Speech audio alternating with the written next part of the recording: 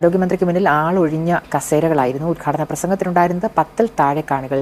10-ൽ താഴെ കാണികൾ റെക്കോർഡിട്ട് കളഞ്ഞല്ലോ വീണേച്ചി. കിളിയിലെ നുള്ളിക്കളഞ്ഞ ലക്ഷണമാണല്ലോ. ഗോവിന്ദമ്യാഷ്ടറേയും മുഖ്യദാസനെയൊക്കെ കവച്ചു വെച്ച് കളഞ്ഞല്ലോ. 2 കൈകളിലെയും വിരലുകൾ മൊത്തം ഒന്ന് മടക്കി എണ്ണാനുള്ള അവസരം പോലും ഞങ്ങൾക്ക് തന്നില്ലല്ലോ.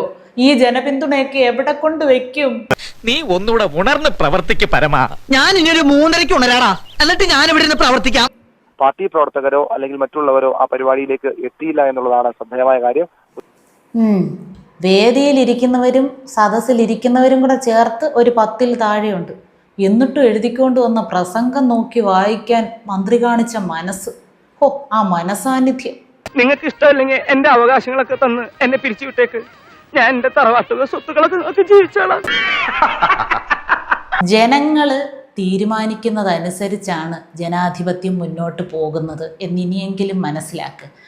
രാത്രിയാവുമ്പോ ഇതിനപ്പുറം ചെയ്യണം, എന്നാലേ പിടിച്ചു നിൽക്കാൻ പറ്റൂ. അഹങ്കാരം എവിടൊക്കെ കാണിച്ചിട്ടുണ്ടോ അതെല്ലാം ജനങ്ങൾ കൂട്ടമായിട്ട് പ്രവർത്തിച്ച് തീർത്തു കൊടുത്തിട്ടുള്ള ചരിത്രമേ ഉള്ളു.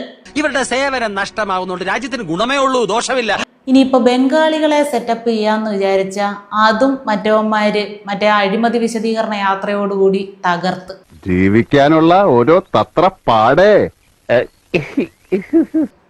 ബംഗാളികൾക്ക് വലിയ നാണക്കേടായി പോയെന്നാ പറഞ്ഞത് ആ സംഭവം. അതിനുശേഷം അവരും സഹകരിക്കുന്നില്ല. നമ്മൾ എത്ര 4 ചുവരുകൾക്കുള്ളിൽ എന്തൊക്കെ പ്ലാൻ ചെയ്താലും എങ്ങനെങ്കിലും ഒക്കെ ചുവരുകൾക്ക് വിള്ളൽ വീണത് പുറത്തോട്ട് ലീക്കാവുമല്ലേ. നമുക്കിപ്പോ നല്ല സമയമാണല്ലോ, അതുകൊണ്ടായിരിക്കും. ഒരു നല്ല കാര്യം ചെയ്യാന്ന് വെച്ചാ സകല മൂരാച്ചികളും കൂടെ എതിർത്താ പിന്നെ ഞാൻ എന്നാ ചെയ്യാനാ? നീ വെള്ളം ഇറങ്ങാതെ ചാവൂടാ.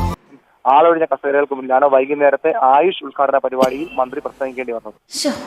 എന്നാലും ആ സ്റ്റേജിലിരിക്കുന്ന 2-3 പേർക്കും കൂടെ ഇറങ്ങി വന്ന ആ മുൻനിര എങ്കിലും അത് നിറയ്ക്കാനുള്ളവരില്ല. എന്നാലും ഒരു 3-4 കസേരയൊക്കെ ഫില്ല് ചെയ്യായിരുന്നു. ഇങ്ങനെയുള്ള സന്ദർഭങ്ങളിലാണ് നമ്മൾ സ്വയം നിയന്ത്രിക്കേണ്ടത്. Self control. ഓഹോ, നീ സ്വയം നിയന്ത്രിച്ചു നിന്നതല്ലേ?